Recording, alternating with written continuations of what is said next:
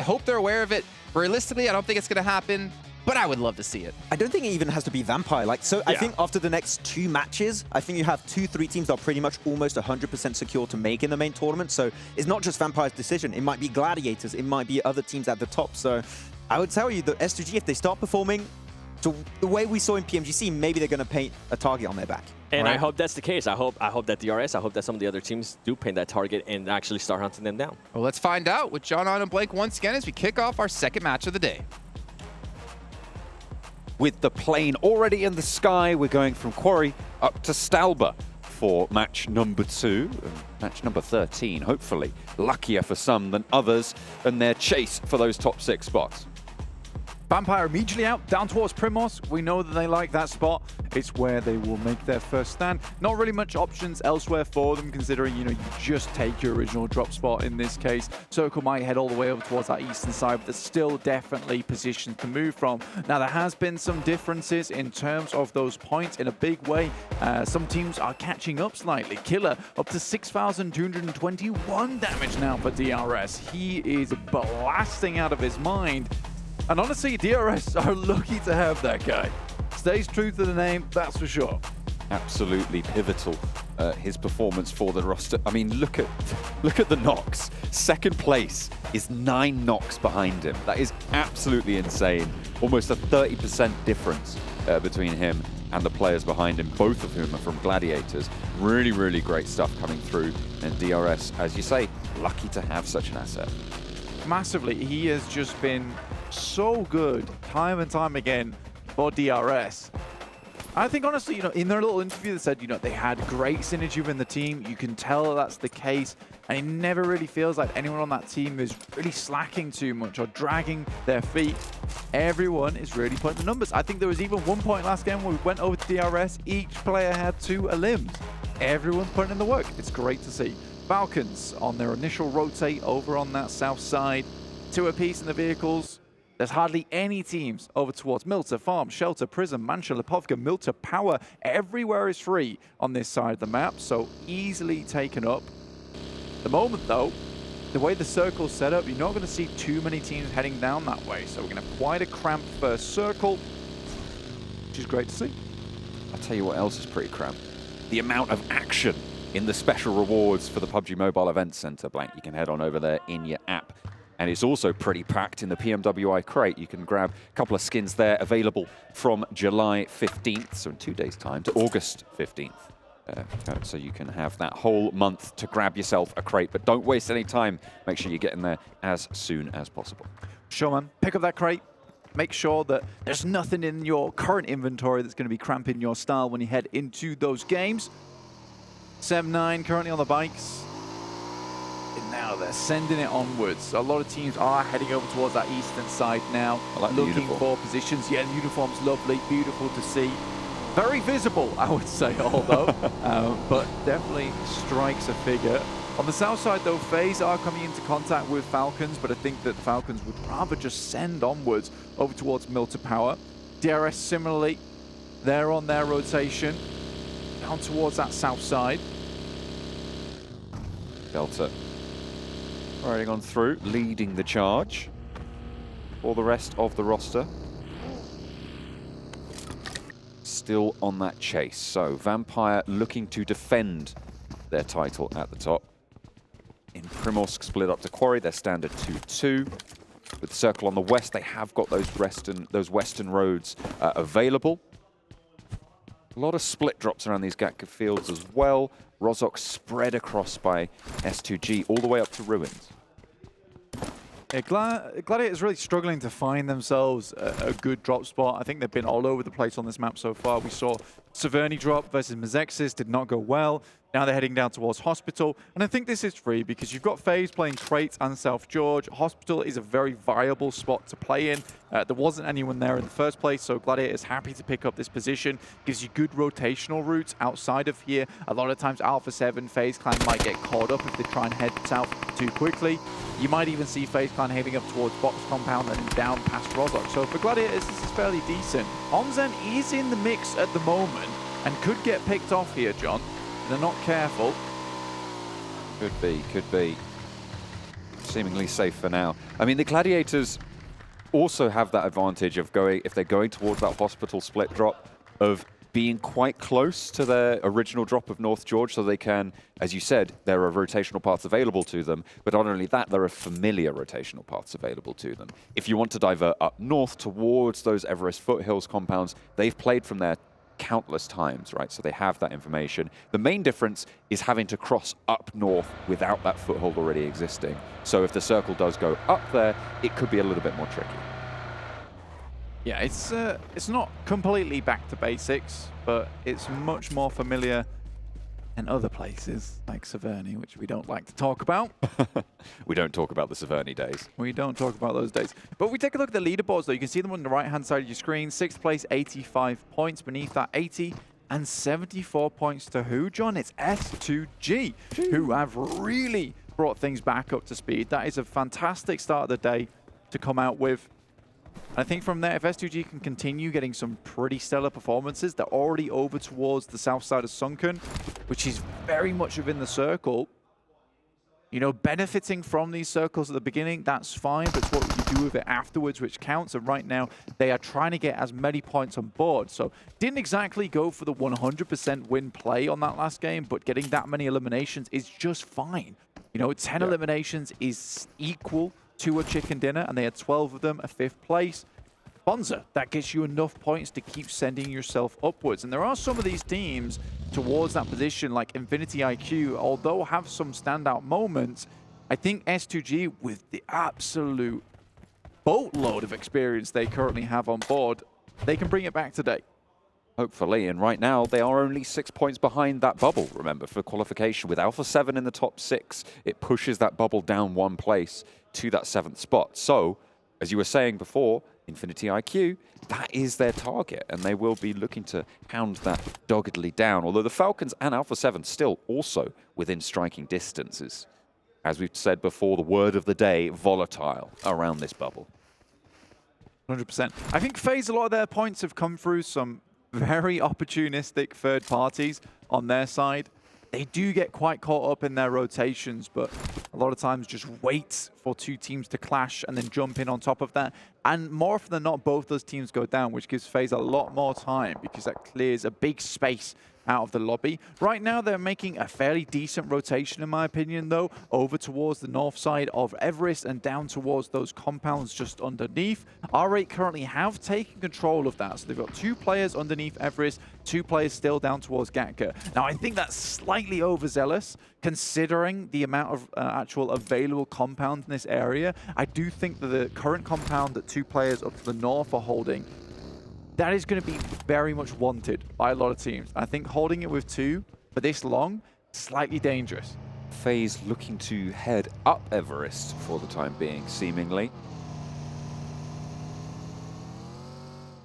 The factor that's afforded to that 2-2 split from R8, of course, is that you've got that eastern buffer from S2G, and now with FaZe not opting to push into the compound yet, we'll say yet, because they might try and roll down the hill, depending on where this circle shifts, they have got that buffer up to the north. So if Alpha 7 try and cross, if Mazexas swing through and try and move down south, they could be able to curtail it. But it looks like S2G might even be able to scout that out. So it is overzealous. I think you're right. If the teams around them stay put, it's safer than if those teams start to get a little bit aggy. Yeah, it's the problem that occurs because there isn't that many huge compounds in this area, and this is one of the best ones, right? It's a really nice compound to play around with. You get covered by Everest itself, and it looks like R8 is going to try and regroup as fast as possible. In the meantime, Vampires have rocked up in a similar location to the Gladiators, who have been hanging around this area for some time now. Tixi sends out, there's a player off in the distance from Ravenclaw, and he's heading directly towards them. In the UAS, it's not that fast. And in comes that push from FaZe. It's what we were talking about earlier. And R8 have just held this split for far too long. They had the opportunity to regroup, but now they're going to have to fend off FaZe. It's going quite well on the doorframe for Ragnarok, but only 2 found. And when you're playing as a 2, you cannot afford to go for that. It looks like Gladiators are embroiled with Vampire as well. And R8, I mean, they regrouped too late, right? As you said, they tried to move up. Prestige now with the UMP in hand, not really going to have the efficacy that Vintoris has with this DBS, but Unfortunately, there's only a sliver of HP to contend with. FaZe stay strong, however, but who can roll up? Mazexus looking to put nades on into the fray.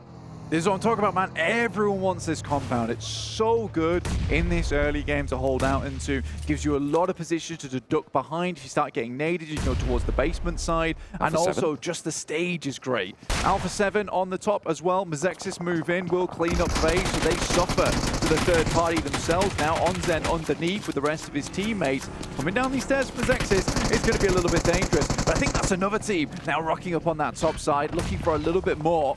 Got Gladiators pretty close by. Alpha 7 on the north as Mazexus takes the top floor. So 4 teams now with a factor in this fight. Trick launches a nade and catches Mello wanting.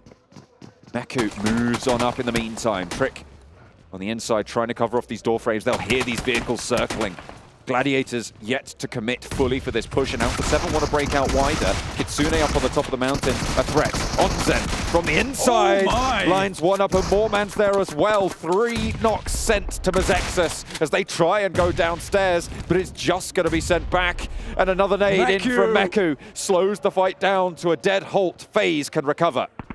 And Mazexus is gone. This is what we were talking about before. It's such a strong position in that basement to hold on as long as possible.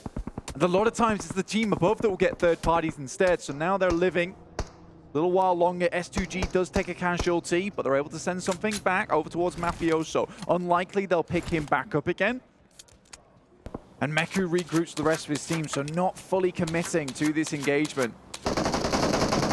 Western shift pretty hard on this circle over to the Gatka fields. Keeps the chopsticks in where Vampire with Ravenclaw in that chopstick have got their foothold. Gladiators in a pretty solid position, but they are down to 3. They were busted that way by Vampire on the western side. Yeah, I mean, Tixie was just rolling up in the UAS. He saw the vehicles in front of him, and I think it was just a little bit too careless of him. Then again, the shots coming through from Vampires, sometimes we didn't get a good eyes on it, and it could have just been an absolutely unreal shot coming through from Ravenclaw, who has hit some massive long-range shots before. Absolute sniper of a player.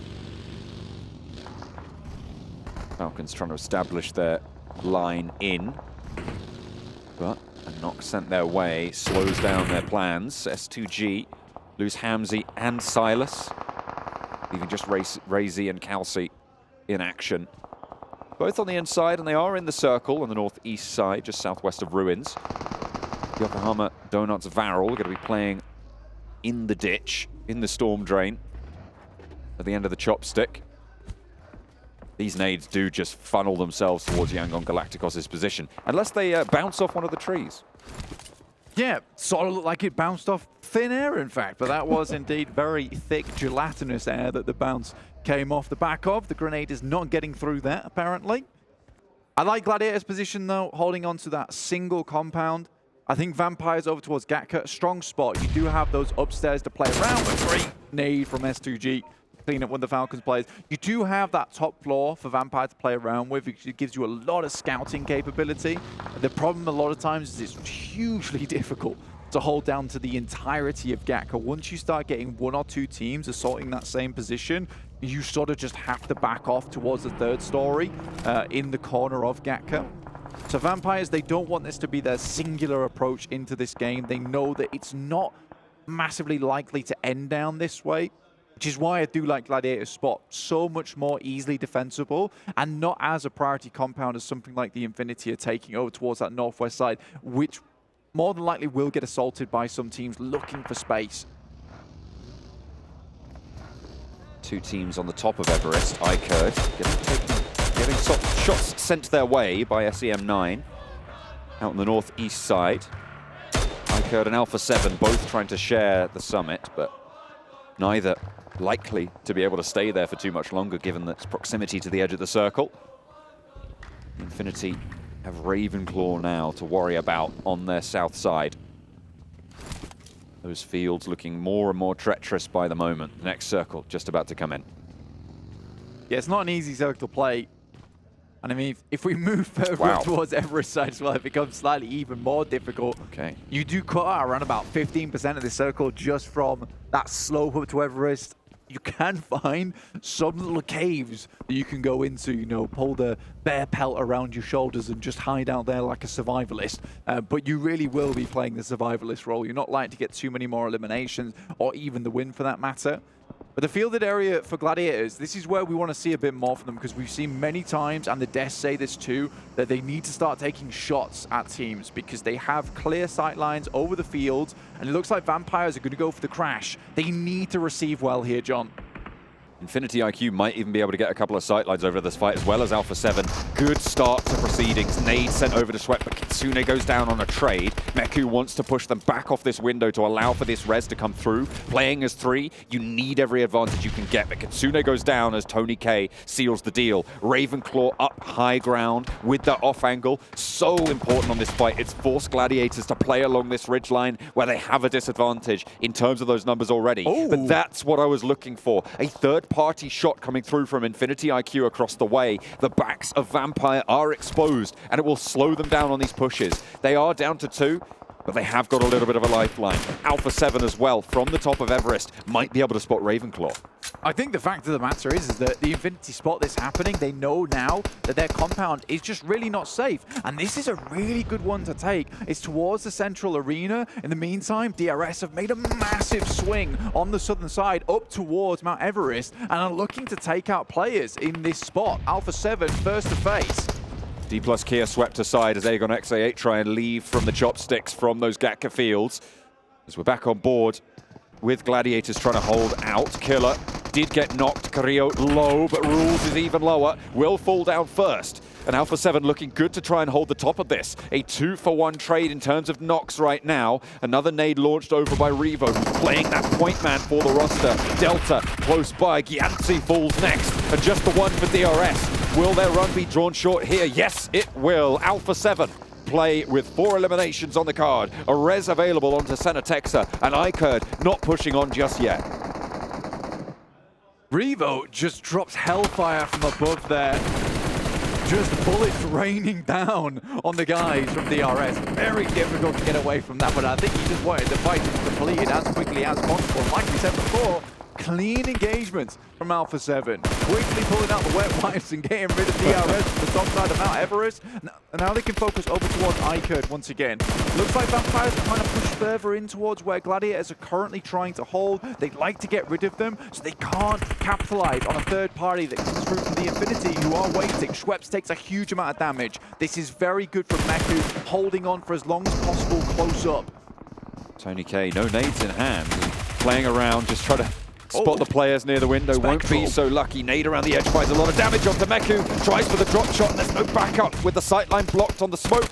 Matic falls second, and Vampire stay up as 4. A nade was launched to that backline to clear out Matic, and the Gladiators are eliminated, not able to suppress the oncoming onslaught from the Vampires.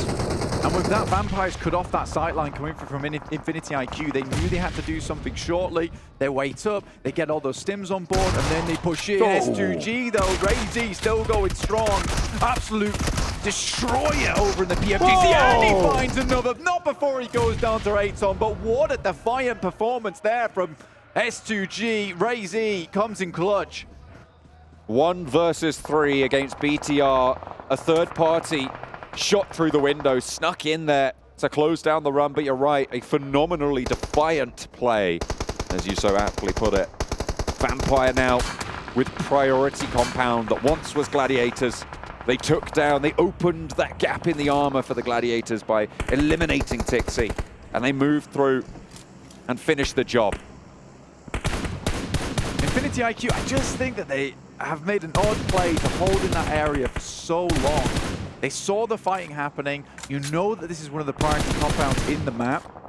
You know, you just take that third party in that case and you just hope that it goes well and trust in yourselves to pull it off. I think Vampires have done a marvelous job in terms of strategy and forward thinking. They spot that they take down the players of Gladiator earlier on. They take down Tixi. They understand the rotational path that's going to happen. They push them over towards this building. And then from Gatka, as soon as it heads towards that north side, they know they have an opening there. So they control the south and the north at the same time because they're confident to take that crash over towards Gladiators, understanding that there most likely will be 3. Now the Infinity finally pulls the trigger, but I think it's too late. Vampire have very much established themselves in this position. And in fact, there's shots and knocks already out onto the field. Ferrari goes down with Falcons on that third party. They don't even fully commit to this push. As Alpha 7 now do spot out a player from Vampires and take him down with a full flush. The good news for Vampire is that both DRS and Gladiators are down and out of this match, which means that everything from this point on is gravy on their point lead. However, they do want to maximize that. At every turn, we've spoken about how pivotal it is to get these points on board where you can. Alpha 7 have been building up to a strong performance this entire time. What an amazing initial grenade. Those are hard to pull off. Straight around the corner, finishes to prevent the information on the peak. Doesn't get too much time to deal with it. And straight away looks over towards Yuhai. It's so unfortunate bullets coming afterwards because he could have survived a lot longer from that spot. Ravenclaw, though, it was a questionable play. I think running out from that side without clearing any of Everest or scouting it, considering he is the scout, probably should know that there are going to be players up towards Everest side moving downwards. It just leaves them a little bit weakened. FaZe takes down a bit more. Ikert out, and that'll extend them up towards that leaderboard. 9 eliminations so far found. 7th place overall right now for FaZe. A really important jump as well. Remember, we've spoke about it so much this bubble. If they can keep this rolling, they might be in the money. It's the main event from this all-star stage, getting that qualification spot. Alpha 7, they've managed to make their way all the way down. They're still on that far side of the road and will have to go a little bit further. Vampire can stay in their compound though, Blaine. They can hold on, and I think that if you are Vampire now, you gain some information, albeit losing a player that way. So it was Ravenclaw having to take bullets from the back to be right. I think there's guys behind us. So with that information, they most likely will wait for Alpha 7 to be forced in by the blue itself before they play their hand, trying to maybe make Alpha 7 fight against Infinity IQ, force that engagement between the two teams. Because we're out into open ground after this, so Vampire has to make the most out of this situation where they still have the walls around them. They still have the windows to peek out from.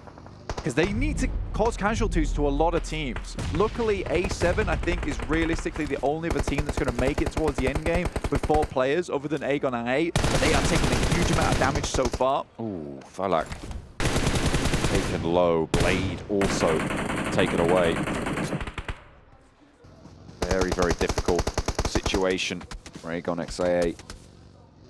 They've still got a whole chunk of points out of this game. A lot of value found.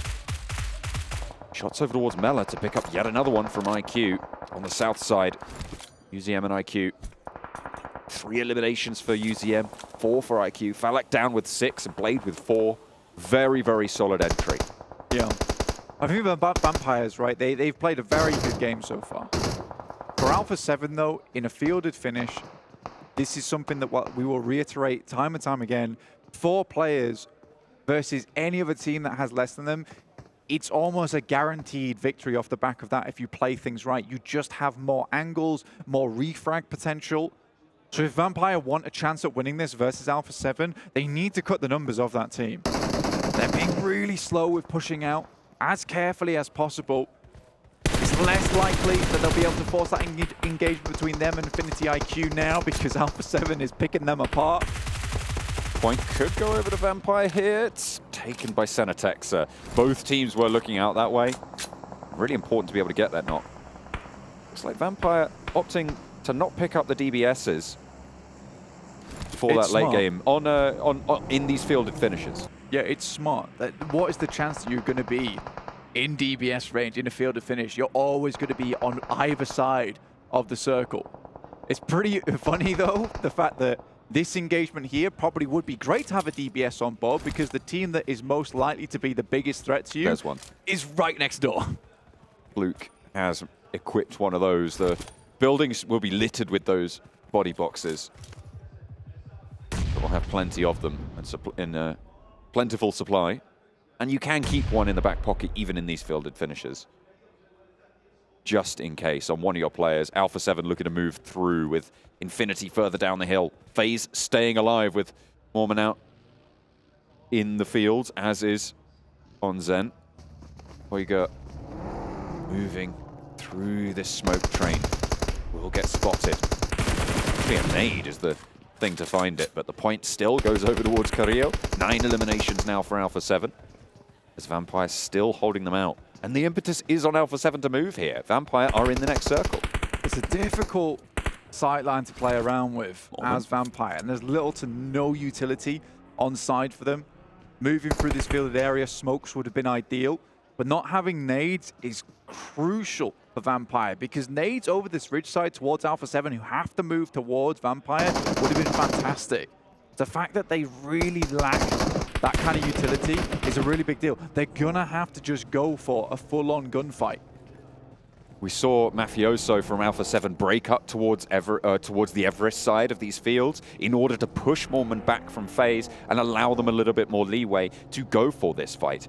You still have Kaidulan crawling his way forwards, and Mafioso's still worried about Mormon, so they need to isolate these threats and take care of them. The first one is dealt with, but Mormon is still there on a side swipe.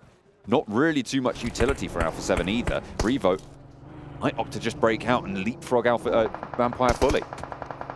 Right now, Alpha 7 is lacking on supplies. I thought it was bad for Vampires, but they've got little to no bullets remaining. Revo 40 in the mag, 18 remaining left over.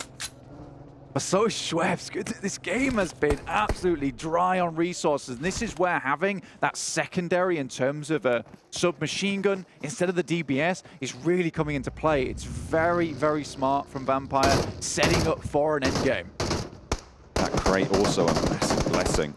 I mean, imagine finding an M249 in there. That's just... I think they picked up a Groza, in fact. Ooh, could be even better. Yeah, look in at the that. back. Excellent. Swap out that M4. Tony, plenty of ammo. See what I mean?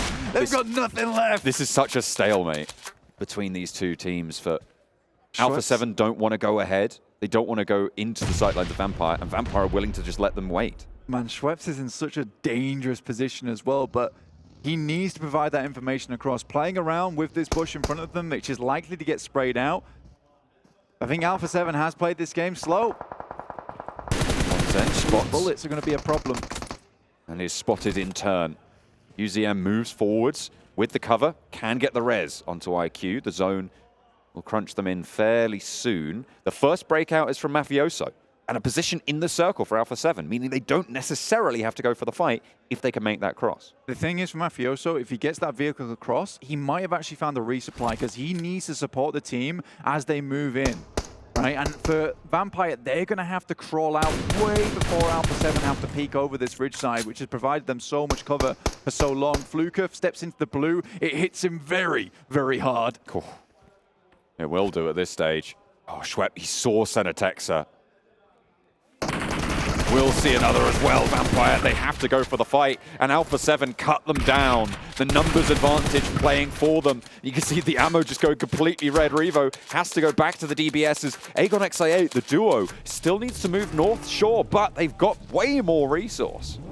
I think genuinely, Schweppes could probably crawl all the way in. There's no way these players have any kind of ammo to work with unless they pull them over towards this position, because they need to resupply off these crates that are on the floor. Revo just has to get up close and personal with the DBS. This is the killer. And UZM, with this AUG, not many bullets left in that one. Groza comes out. Carrillo still holding on. He could win this game because Schweppes, just off the back with the fact that these players have nothing left in the tank. He sees him. UZM absolutely sees the player behind the tree. The backstop for Alpha 7 is spotted, and it's Schweppes to pick it up. He's got the Groza now into a 1 versus 2. Vampire to try and put another chicken dinner on the board. A nade goes long. It looks good. Schweppes just about dodging out the way. Gets back into cover and hits the deck. The spray goes wide for UZM. Groza to the back line. IQ brought very, very low. Schweppes trying to heal up with those stims. The more time he can buy, the higher his health bar will go. But pushing forwards, it's UZM out of the grass, and he'll be able to deal the final blow. Vampire pushed aside, and it's Aegon XI8 with a massive chicken dinner here, Blank, putting 22 eliminations on the board. a disgusting game and one we did not expect coming through from enought. They weathered the storm over on that eastern side versus FaZe Clan. This is going to be a record set and one that's going to be super hard to beat, even for the main tournament. But just having that position in the middle, no one else had anything left on board. With that kind of circle, where there's realistically no ability to go grab yourself some more ammo, no one was dying inside these buildings to be able to get those loot crates jump. Really tricky stuff to navigate that open field. And what a way to cinch it closed as well. FaZe could not stand up to that push. Alpha 7 cut them down with the last of their resources, and they were bled dry from the top of Everest. Their descent was tumultuous, to say the least. And in fact, the open field position was what brought it home. enought take a massive record